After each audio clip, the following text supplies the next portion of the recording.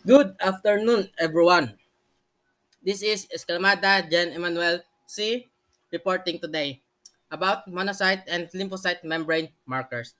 First, we'll start off from the hematopoietic stem cells. Its HSC markers are glycoprotein CD34. CD34 is primarily thought to be a marker of hematopoietic stem cells and progenitor cells. Hematopoietic stem cells our new RBC are produced by HSC. This rare cell is found in hollow part of bone marrow. It is unique due to its ability to self-renew and make more of itself. And it is able to produce more cells. These tend to be specialized cells. HSC transplants able to restore blood production in patients that have various blood diseases or with patients that undergoes or undergone intensive cancer therapy that devastated its healthy RBCs along with cancer cells. Next are the monocytes. H its marker is CD14 to CD16. Non-classical monocytes exhibit anti-inflammatory qualities and are engaged in the maintenance of vascular homeostasis, whereas classical monocytes influence inflammatory responses, pathogen identification in phagocytosis, and the production of pro-inflammatory cytokinesis. Monocytes destroy by phagocytosis, lymphocytes by antibody, monocytes marker are CD14 and CD16. Next are the dendritic cell, MHC class 2. That's its marker.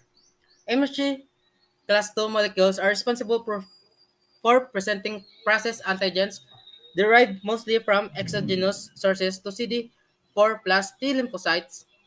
MHC class 2 molecules are thus essential for initiating the antigen-specific immune response.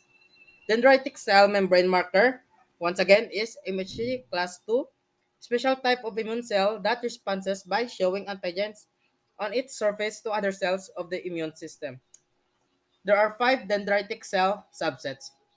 First is the plasmacytoid dendritic cell. It is for viral infections. Its marker is CD45. The second type is the conventional dendritic cell. It is against extracellular antigens. Number three is the conventional dendritic cell type 2. It is dominant dendritic cell subset in blood. The fourth is the monocyte-derived dendritic cell. Differentiates from monocyte during inflammation, has dendritic cell morphology. And lastly, the fifth, the Langerhans cells, macrophage in origin but with dendritic cell-like phenotype.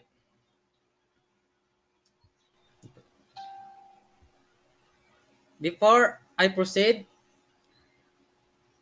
I would like to inform you about the CD marker that it ranges from CD1 to CD371. It is used in identifying different types of leukocytes or RBCs. It talks about the cell lineage. For example, CD3 only expresses in T cell, while CD19 express only in B cells. Next is species it belongs. For example, CD10 and CD20 only express in immature B cells, while the CD22 is expressed higher in mature B cells. Next is the stage of maturation or activation of cell.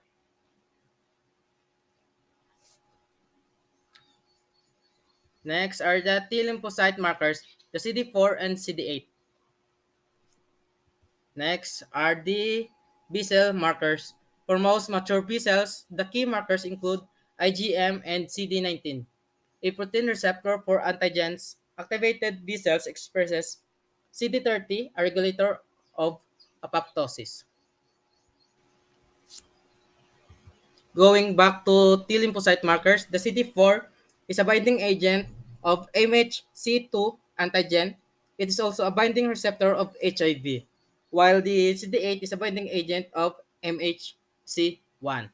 And that concludes my report. Thank you.